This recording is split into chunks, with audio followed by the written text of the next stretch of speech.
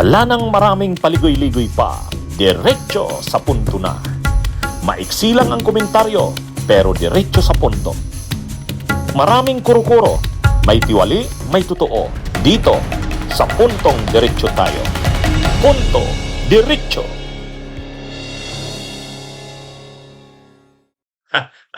Criminal case yan.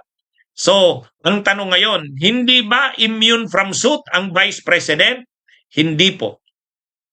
Ang immune lang from suit ay ang President. Ang President lang ang tanging official ng bansa na immune from suit.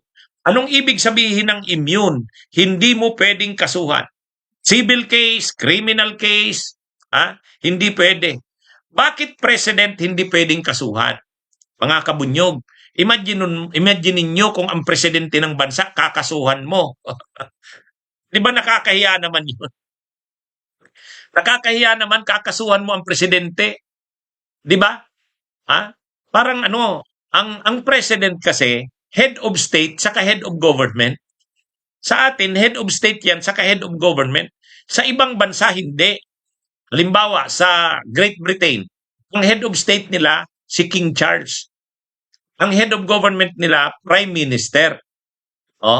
Ngayon, kung ikaw ang hari, hindi ka pwedeng kasuhan. Hari ka eh. Bakit ka naman kakasuhan?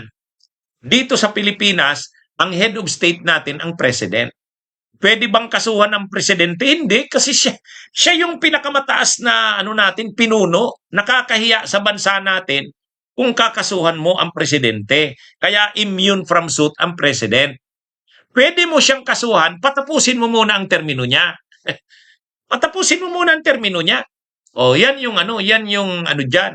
Yan yung isa pa, bakit hindi pwedeng kasuhan ng presidente? Pag kinasuhan mo ang presidente, maaabala ang trabaho niya. Haharapin niya yung kaso na yan. Kaya hindi pwede ang presidenteng kasuhan. Dalawa ang rason.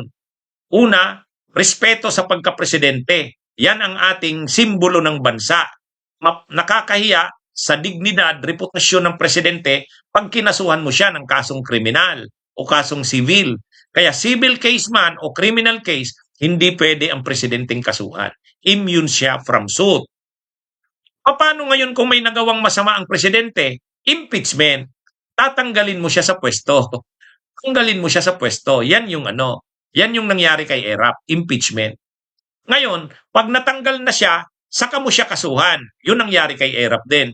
Di ba nung natanggal na si Erap, nag-resign si Erap eh. Nung nag-resign si Erap, kinasuhan pa rin siya ng plunder.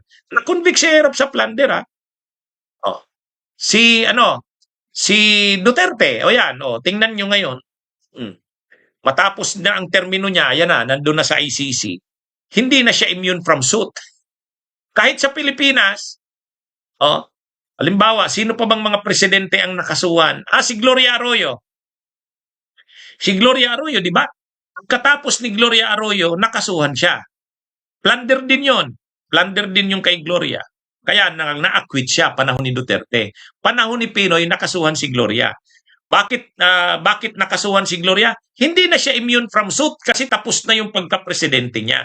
Pero nung presidente pa siya, hindi pwede kasi immune siya from suit. Ngayon, bakit ang Vice President? Ay Vice President lang naman yan. Hindi pa naman yan presidente. Kaya, the only official na nasa konstitusyon na nakalagay na immune from suit ay ang President. The Vice President does not enjoy immunity from suit. Malinaw na po yan, Malinaw na ang Vice Presidente, hindi siya immune from suit. Bakit? Hindi naman siya presidente. Presidente lang ang immune. Okay? So ngayon, anong mangyayari kay Sara Duterte? Ayan na, kinasuhan na. So ibig sabihin yan, maglalabas na ng warrant of arrest ang RTC. Kaya lang, ano naman yan? Bailable. Pero at the same time, may impeachment sa kanya.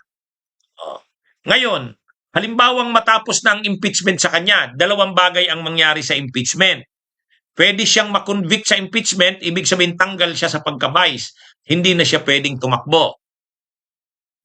Tapos, yung impeachment, yung criminal case niya, tuloy-tuloy pa rin yan.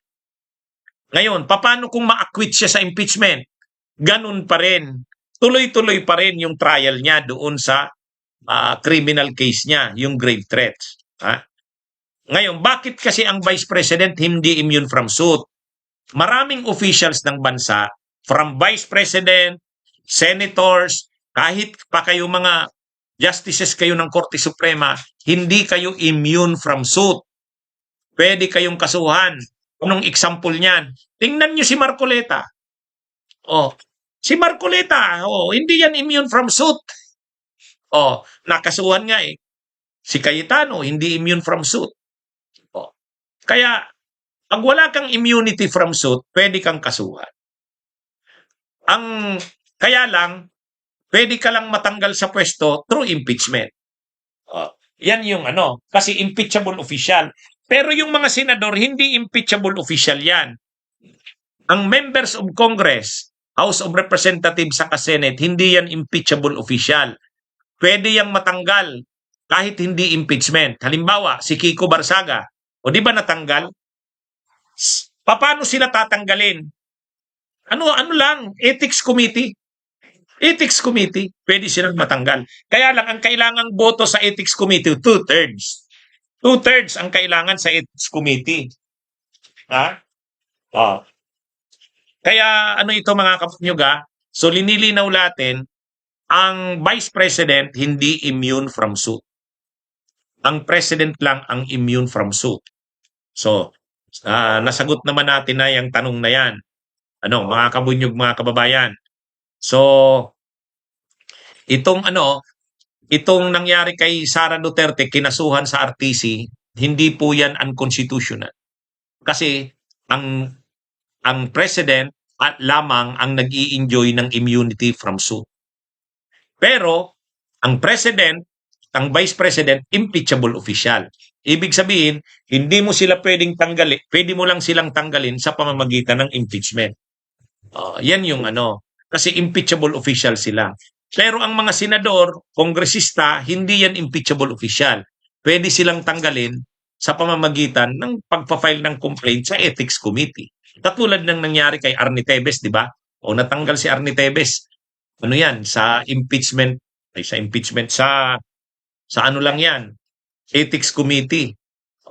Si Barsaga, Ethics Committee rin yan. Mga kabunyog, mga kabayan. Okay? Mga kabunyog, mga kabayan, magandang araw sa inyong lahat.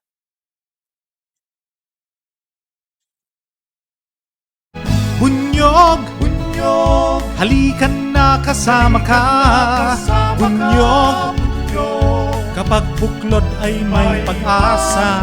Luzon, Visayas, Mindanao, isa ang pananaw. Sa bagong Pilipinas ang bunyog isisigaw. Bunyog.